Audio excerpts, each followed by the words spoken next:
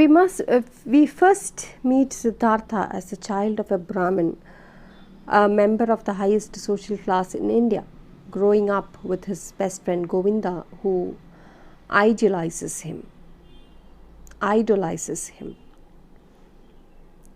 Though Siddhartha is born into a loving family and enjoys a comfortable home, he is unhappy and restless, and he begins to question all that his father has taught him. When he sees the Samanas pass through town, he is inspired by their self-discipline and decides to follow them. His father reluctantly allows his departure, and with Govinda by his side, Siddhartha begins a long journey to discover enlightenment through experience. As a Samana, Siddhartha learns patience, wisdom, and how to fast, but he does not achieve enlightenment. He and Govinda hear of Gautama the Buddha, the real Buddha, who is believed to have achieved enlightenment, and set off to find him. When Siddhartha meets the Buddha, he questions the logic of his teachings, because though Buddha encourages individual enlightenment, he also suggests that enlightenment will come to those who follow him. Though Govinda decides to follow the Buddha, Siddhartha disagrees with this second part of his philosophy and sets off on high to find himself. Alone, he has an experience of awakening as though he were seeing the world for the first time. In the second part of the novel, Siddhartha becomes completely seduced by materialism, and he lives in complete contrast to his existence as a Samana. He encounters the sensual courtesan Kamala, with whom he falls in love, and who encourages him to seek wealth and status. He finds work with a wealthy merchant Kamaswami, who helps him achieve both. After completely succumbing to worldly desire, he realizes his unhappiness in chasing after experiences that leave him feeling empty. He spends one final night with Kamala and then leaves everything behind. Now completely depressed after temporary high that comes from worldly pleasures, he contemplates suicide while looking into a river. In this moment of despair, he hears the sound of the holy Om, a sacred syllable that represents the connection between his ego and his spirit, and awakens him from his despair. After finding his own individual enlightenment, he meets the ferryman Vasudeva and decides to work alongside him, paying homage to the river that was the vehicle for his peace. When the Buddha is dying and several followers must pass across the river to revere him one last time, Kamala passes through with a boy, Siddhartha. Siddhartha learns that this is his son. Kamala is wounded and dies, leaving the young Siddhartha in his father's care. So here you have the characters Siddhartha, you have Govinda, you have Gautama Buddha, Kamala, Kamaswami, Vasudeva, Siddhartha, who is the son of Siddhartha itself, the same name is given. So Siddhartha is the protagonist of the novel, and his life closely resembles the Siddhartha Gautama, the Buddha, but it is different. They are two different characters. He is on a quest to free himself from the earthly suffering, Siddhartha. Govinda is a close friend of Siddhartha who follows him initially, but who eventually follows the Buddha, the real Buddha, the Gautama Buddha. His quest is similar to Siddhartha, though he chooses to follow others rather than to find his own individual path. Gautama is the next character. Gautama, the Buddha or the illustrious one, known as the founder of Buddhism, he tells Siddhartha that his goal is not to teach followers wisdom but to teach salvation from suffering. Then you have Kamala, the courtesan, Siddhartha, the courtesan whom Siddhartha meets after his life as an ascetic. She teaches Siddhartha sensual love through experience. Then you have Kamaswami, the merchant for whom Siddhartha works when he is seduced by Kamala and the material world. Vasudeva is the ferryman with whom Siddhartha works after achieving enlightenment. Siddhartha is the son of Siddhartha and Kamala. In his restlessness, he resembles his father, who at the beginning of the novella wants desperately to leave home. Now let's look at the major themes and symbols and motives. I would definitely request you to read the book. It's a short novel. It's a novella, and you can definitely complete it by just 2 or 3 days. If you could read the book, it is very good. Now, the major themes and symbols of the and motives of the novella. Om. Om at the that is it is one of the major symbol here. At the major climax of the novel, Siddhartha dies symbolically and is resurrected by the sound of the word Om. That is, he is standing there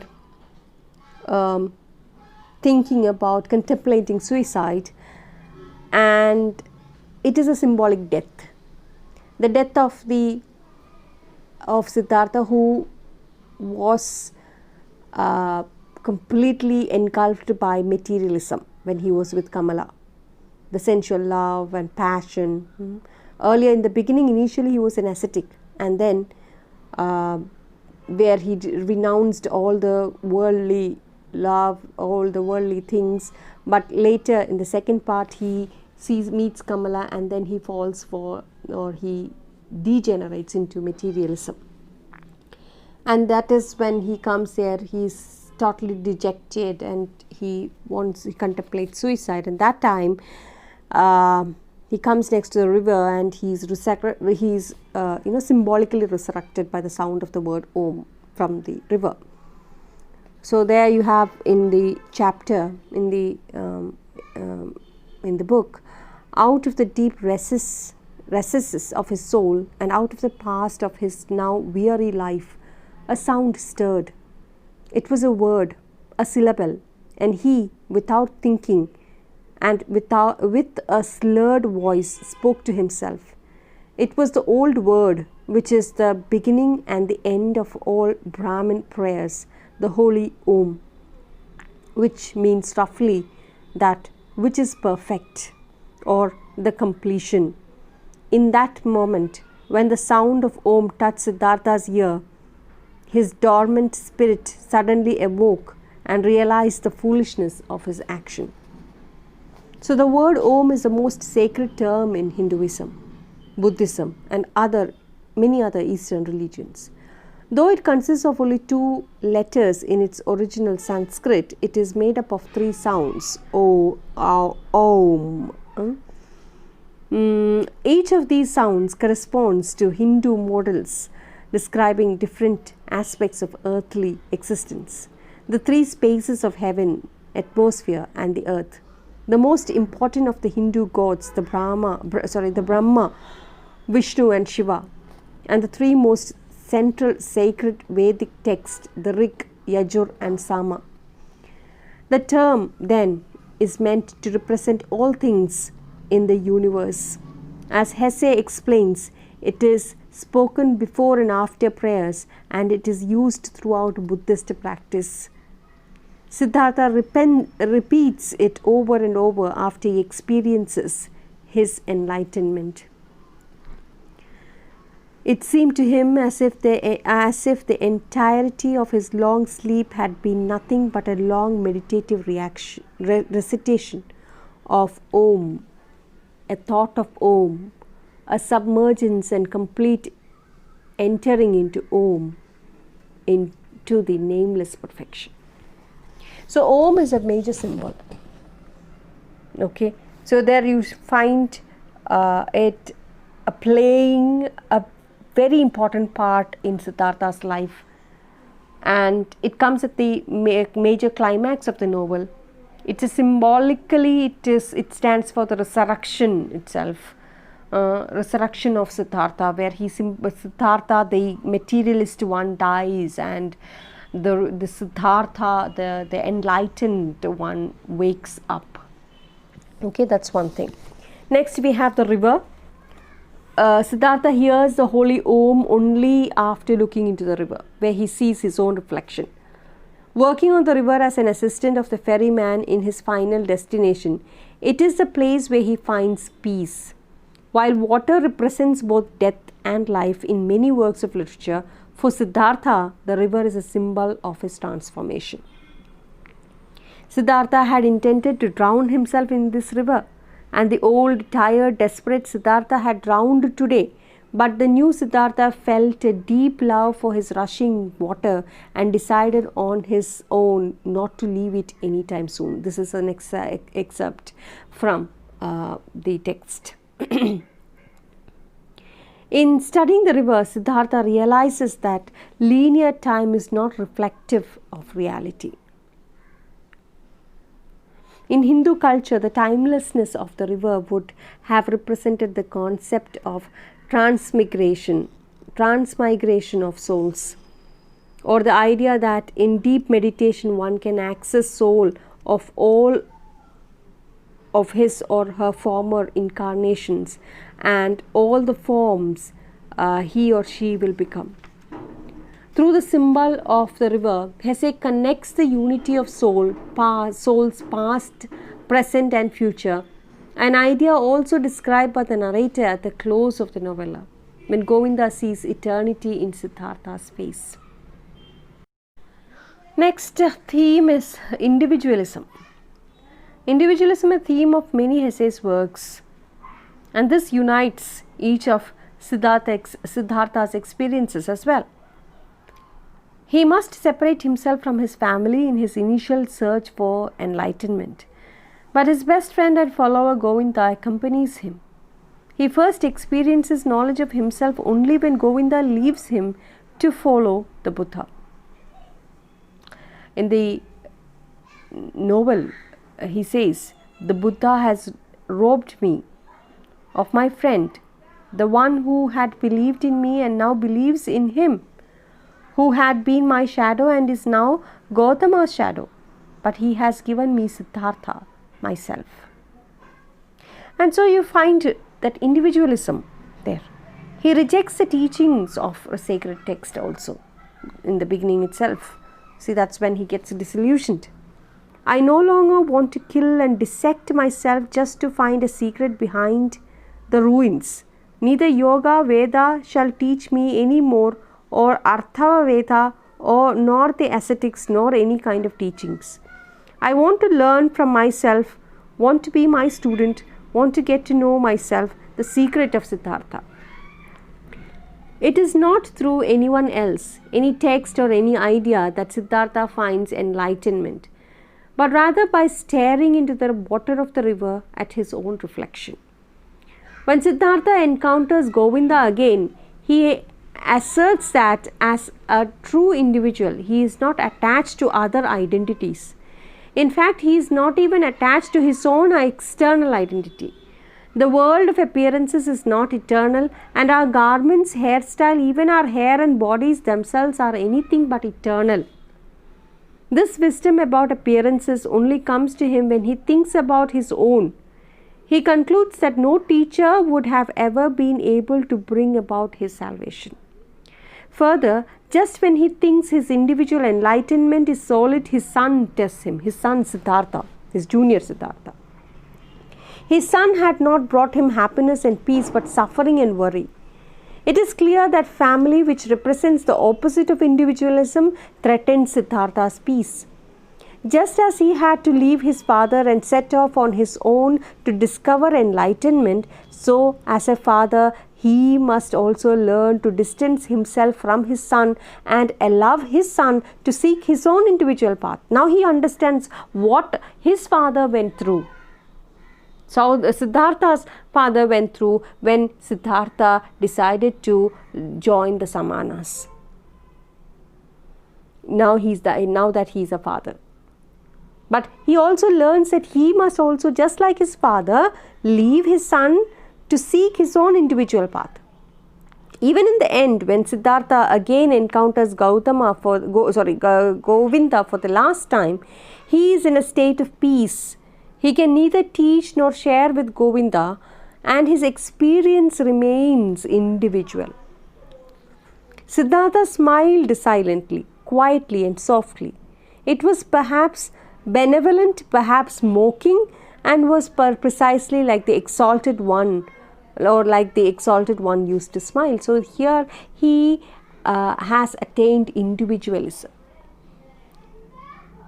Okay, he remains individual, and that is why he is not able to teach another person this, that you can learn only through yourself. Your salvation can be attained only by you. Okay. The important symbols used by Hesse in this work are the serpent and the bird. In Indian mythology, these two conjure up a host of mythological associations. In Siddhartha, they relate to Kamala and represent the two opposite but complementary forces of love, the earthbound and the spiritual, the serpent and the bird. Okay, and also after leaving Buddha's grove, Siddhartha ascertains that sometimes something has left him, like the old skin that a snake sheds. Reflecting upon this, he suddenly stops again, as if a snake lay in his path, and he comes to understand that he no longer is what he had been, that he can no longer turn back. Without knowing, he is on his way to Kamala and the teachings of Kama Sutra. Surprisingly, in Siddhartha, actual relationship with Kamala, the image of snake does not recur. When Kamala, as a disciple of Buddha, is on her pilgrimage to the dying Buddha, she finds death near the river as a result of fateful bite of a little black snake. The former snake image has become actual life, and love has realized themselves in death. During Kamala's instructions in the art of love, there is this liberating image of the bird, in which a bird, and it has its prominence. Kamala possesses a rare singing bird kept in a little golden cage. During the years when Kamala and Siddhartha live a worldly and luxurious life, the little bird remains shut up in this precious place of confinement. One night, Siddhartha has a dream. He had spent the evening with Kamala, who had begged him to speak of Buddha, of the purity of his eyes, the serenity of his mouth, his kindly smile and peaceful walk. Once more, as never before, their love consumes itself in a final embrace. Years later, Siddhartha learns that Kamala had at that moment conceived a son. That night, Siddhartha dreams of the singing bird. Quote, "This bird which usually sang in the morning became mute. The little bird was dead. He threw it away on the road. His heart ached as if he had thrown away with this dead bird all that was good and of value in himself." Unquote. Hearing of Siddhartha's departure, Kamala goes to the window, opens the cage and lets the bird fly away. For a long time she looked after the disappearing bird. The meaning of this image reveals itself even more as it links itself with Siddhartha, who on his way comprehends how much he is caught up in the world. Dead was the bird in his own heart. Following his anguish and despair, Siddhartha then looks back upon his many detours but knows the bird in my breast has not died. So it's a symbol. So this songbird in a golden cage serves as a symbol of Siddhartha's inner voice and also of his imprisonment in a world of wealth and luxury. While his life may seem charmed, he nonetheless lives in this cage, in this golden gilded cage, trapped by his possessions and worldly vices. Over the years, Siddhartha loses his pleasure in life, seeking greater and greater highs. Anything offering temporary joy or excitement. At the same time, his guiding inner voice fades away as he neglects his practices of meditation, fasting, and thinking. His happiness in life evaporates completely, and then Siddhartha dreams the songbird dies and he throws it away. He awakens from the dream, understanding that the bird represents his own soul or inner voice, which he has killed with the escapism of alcohol, women, and gambling, losing his self and leaving only the gilded cage behind. He has lost his will to live and nearly drowns himself in despair. After Siddhartha leaves town without a word, Kamala releases the bird from the cage. Later in the story, Vasudeva refers to Siddhartha's son as a young bird too. Siddhartha has forced the boy into a life he doesn't want, just as Siddhartha could not thrive in his father's home or in Kamala's world. Another symbol is a river. The river, the tranquil river, is of central importance to Siddhartha's journey and symbolizes the unity of everything in the world, even time. The river constantly renews itself, its flow of water endless, just as life renews itself through birth and continues in an endless cycle. It was always the same, and yet every moment it was new. Siddhartha observes, just as each generation of people are in some ways the same, yet in other ways new and different. Siddhartha also concludes by watching the river that time does not exist, since river is in all places at the same time in the present moment. This idea unifies the past and future with the present, making now the only time that exists. Siddhartha and Vasudeva view the river as a beautiful and holy, just as all of life is beautiful and holy, the good, the bad, and the ugly all taken together. The river offers passers-by the opportunity to slow down and reflect, to be present in the moment, and to be at one with nature and all of life. In doing so, the observer can forget the self and simply listen, opening up to messages from outside the self.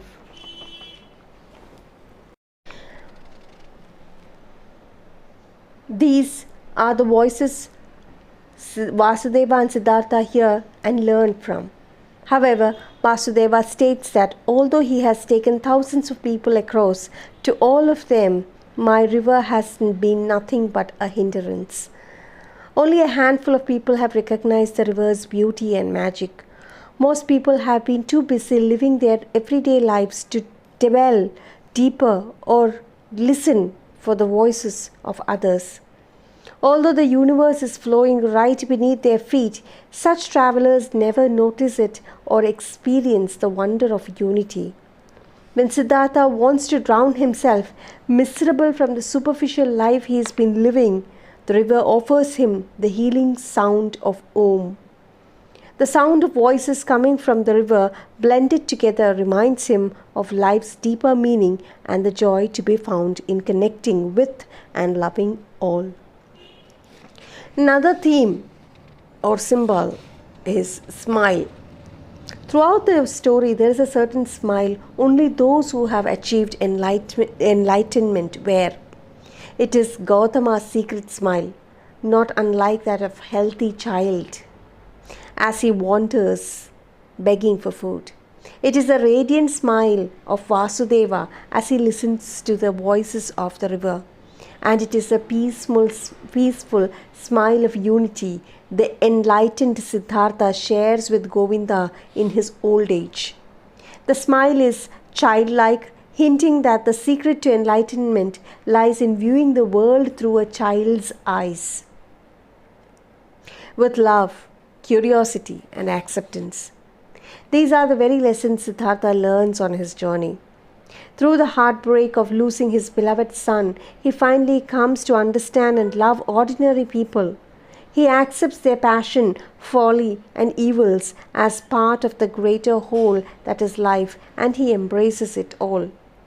It is this knowledge of unity that hides behind the smile, the peace, and love of knowing that all of life is connected. So that's it with the themes. Vasudeva, Govinda are all very important people. They have their connection with Siddhartha. Not just that, they have a symbolic connection with the Gita as well. Now, if you look at the structure of the novel, superficially the novel is divided into two parts with 4 and 8 chapters respectively. But it is quite obvious that the book falls into 3 natural sections. Siddhartha's life at home among the Samanas and with Buddha, 4 chapters shortly. His life with Kamala and among the child people of the society, 4 chapters again. And his life with Vasudeva on the river, again 4 chapters. We have 3 parts of roughly equal length, each devoted to a distinct period of Siddhartha's development. Temporally and spatially, the periods are delimited by Siddhartha's initial crossing of the river and by subsequent return to it. Only with reference to the river is it possible to determine the fact that the 3 periods are of equal duration. And the river, as a natural symbol of synthesis, is a natural border between the realms of spirit and sense in which Siddhartha attempts to live before he achieves that synthesis upon its very banks. Each section encompasses roughly 20 years of Siddhartha's life. He is in his early 20s when he first crosses the river, and approximately 20 years are over before he returns to it. From this continuum of time, certain phases are isolated as characteristic examples for each of the 3 epochs. The first epoch, we find a 2-day phase beginning with Siddhartha's decision to leave home and continuing to the next day when he and Govinda join the Samanas. The second phase takes place 3 years later when Siddhartha accompanies Govinda to the grove of Jetavana, where they meet Buddha 48 hours after the departure from the Samanas. Siddhartha also takes leave of Buddha. The first phase of the second epoch relates the crossing of the river and his first full day in the city. The following 20 years, however, are expressed by time expression. The last epoch is richer in phases. The first, which takes place when Siddhartha has been with Vasudeva for 12 years, describes Kamala's arrival with her child and her subsequent death. The next phase relates the son's flight. He runs away many months later, and Siddhartha's realization that he cannot keep the boy with him or determine his way in life. The third phase depicts Vasudeva's death some years later, and the final phase is Siddhartha's mystical transfiguration before the eyes of Govinda. Yet, between these 8 specific phases, each form the action of the novel. The sense of time is never suspended but is kept flowing by a variety of devices. The flow of time has 2 important functions in the novel. The first phase, or the first place, the flow of time in Siddhartha's life must be depicted in order to make the symbol of river plausible as an analogy for human life. In the second phase, time is necessary to allow Siddhartha's own development. He must have time to exhaust fully the possibilities of 2 aspects of life and later to adjust the totally new synthesis of which he becomes aware on the banks of the river. There is also a geographical parallel to the temporal structure. In the first section, Siddhartha spends 20 years in the realm of spirit on one side of the river. In the second section, 20 more years in the realm of nature and the senses on the other side of the river. And the last 20 years of his life are spent on the river, which represents the synthesis of nature and spirit, the unity, totality, and simultaneity of all being. So what you have to do is you have to read the book. If you read the book only, you will understand the structure and also the symbols and of course the characters, especially the characters. The name of the characters are all picked from the Gita, the Bhagavad Gita. You have Govinda, you have Vasudeva, you have Kamala. Yes, these names are all picked from the Gita, or in fact the Bhagavad Gita.